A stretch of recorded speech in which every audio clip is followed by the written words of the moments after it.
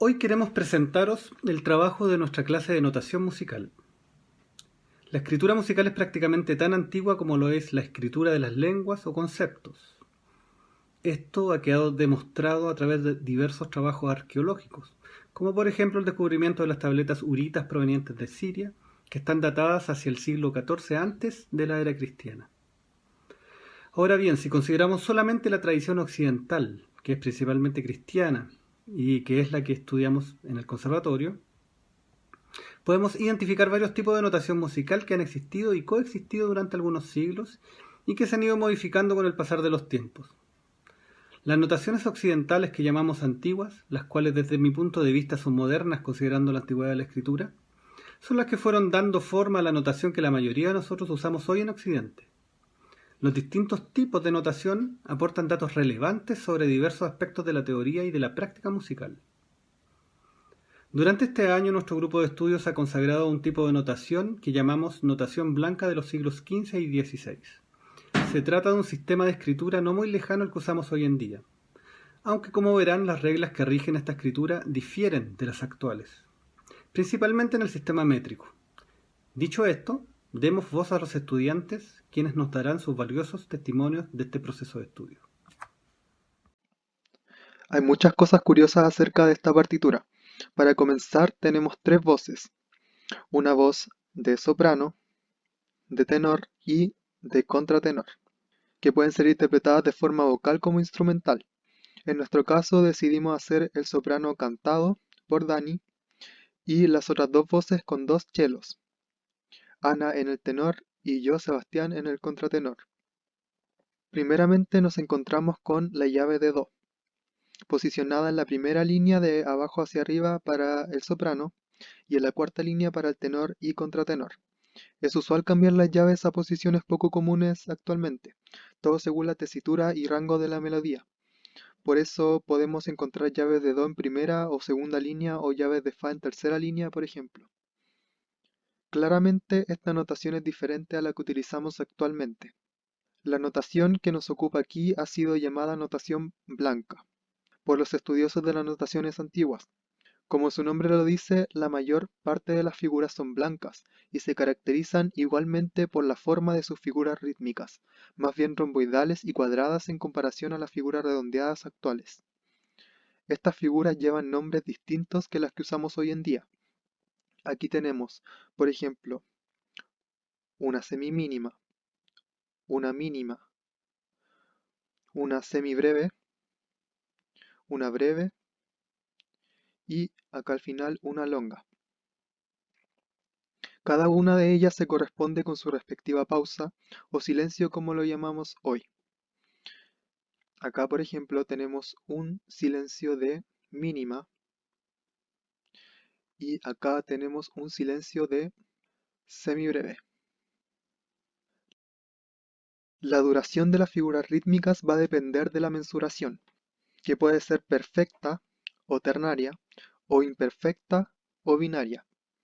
La mensuración podría entenderse como lo que hoy llamamos cifra indicadora, pero en realidad es distinto, porque en esta escritura no existe el sistema de compases, por lo tanto no se usan barras de compases.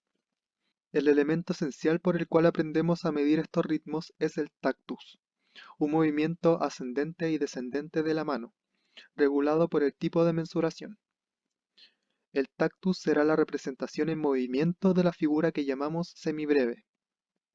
Ahora, lo que es muy distinto de nuestro sistema actual es que, por ejemplo, una semibreve puede contener dos o tres mínimas, según el tipo de mensuración. En las mensuraciones imperfectas o binarias es más fácil de llevar el tactus. Se lleva de esta forma. La mínima sería ta, ta, ta, ta. En cambio, en las mensuraciones perfectas o ternarias es más difícil ya que se someten a reglas adicionales como la imperfección, la alteración y la coloración. Y el tactus se lleva de otra manera. La mínima sería ta, ta, ta, ta, ta, ta, ternaria. Por otro lado, es muy común encontrar partituras sin ninguna indicación de mensuración. Por lo tanto, en estos casos es necesario deducir la mensuración, como en el caso de esta canción. Una de las maneras de deducir una mensuración perfecta o ternaria es la presencia de coloración en ciertos grupos de notas. O sea, que en vez de notas blancas hayan grupos de notas negras. Rítmicamente esto significa que estas notas pierden un tercio de su valor dentro del contexto. Entonces, acá tenemos coloración, al igual que acá, también en la voz del contratenor, acá tenemos coloración, coloración, coloración, coloración. Y bueno, una demostración del tenor sería con este tactus. Ta, ta, ta, ta, ta, ta, ta, ta. Ahí acabo de hacer la coloración, que sería comparable como a un tresillo. En la partitura también nos encontramos con los puntos, que no solamente pueden ser para alargar como hacemos hoy, llamados de aumentación antiguamente, sino también para separar las figuras, o llamados de división. Acá, por ejemplo, tenemos un punto de división. Y también existe otro tipo de punto, se llama de perfección, que es para confirmar la perfección de una figura. Las ligaduras son grupos de notas que representan diferentes ritmos según la posición de la plica, si está ubicada hacia arriba, como acá, o si está ubicada hacia abajo, o si está al comienzo de las notas del grupo, o si está en la mitad. Como conclusión, no hay duda de que esta notación es compleja para nuestra manera actual, ya que las figuras no tienen una duración fija, sino que están sometidas a diferentes reglas. Entonces, para leer una partitura es primordial primero saber su mensuración, si es tiempo perfecto o imperfecto, o si es prolación perfecta e imperfecta, que para saber más de eso los invitamos a que se unan a la clase. Eh, También es necesario establecer un tactus cómodo, investigar acerca del contexto histórico que nos dará una visión más profunda de la obra antes de llegar a interpretarla. En la interpretación de esta canción de Binchois, Triste Plaisir, decidimos que yo cantaría. Nuestra primera versión grabada fue demasiado lenta, lo cual dificultó mucho mis respiraciones. Me costó bastante no quedarme sin aire y poder terminar las frases con naturalidad y comodidad. A mi parecer, esto sucedió porque al ver figuras rítmicas uno las compara inconscientemente con la notación actual. Entonces uno lo relaciona con figuras largas o lentas, lo cual entendemos ahora que es bastante distinto a la notación de los siglos XV y XVI. Por otro lado, se me dificultó la pronunciación, ya que está en un idioma que yo no sé, francés, y para más dificultad, francés antiguo. Cuando nos acercamos al estudio del texto y la pronunciación, nos dimos cuenta que esto daba un tipo de articulación especial en la música de Binchois. Y al cantarlo muy lento, como lo hicimos en la primera versión, no se apreciaba bien esta articulación que daba el texto, por lo que se escuchaba todo muy blando, sin ataque y un poco aburrido, ya que era todo igual, no tenía relieves. En cuanto a las alturas, tuve que agregar accidentes que no estaban escritos. Esto fue una práctica muy común en la época, de carácter intuitivo y que producían cierta satisfacción en el oído. Estas notas modificadas se conocen hoy con el nombre de ficta. Decidimos escuchar algunas versiones y nos dimos cuenta que la letra que teníamos era distinta a estas versiones. Esto nos puso a pensar y para aclarar el asunto decidimos buscar el manuscrito con su texto original. Siendo el texto de un autor distinto al del compositor de la canción, buscamos por un lado el texto solo y por otro lado la canción según Binchois. Buscando el texto nos encontramos con información donde nombraban al poeta Alain Chartier como autor del poema y la primera fuente en la que este poema fue transmitido, el libro de Jehan Regnier. Ahí comprendimos que este poema fue transmitido por vía oral y publicado más tarde. En la búsqueda del manuscrito de la canción nos encontramos con una imagen de una partitura muy bella con el texto del poema musicalizado por Binchois. Al descifrar la música verificamos que no era la canción compuesta por Binchois y que, además, por el tipo de llave usada, no correspondería a una voz de superius o soprano en términos modernos, sino a una de tenor o contratenor. Esto nos hace pensar que está incompleta, ya que este tipo de canciones era típicamente cantada a 3 voces. Seguimos buscando y dimos con un sitio web muy interesante que contenía el catálogo de las fuentes de las obras completas de Binchois y con enlaces hacia archivos fotográficos. Gracias a esto logramos dar con el bello manuscrito original.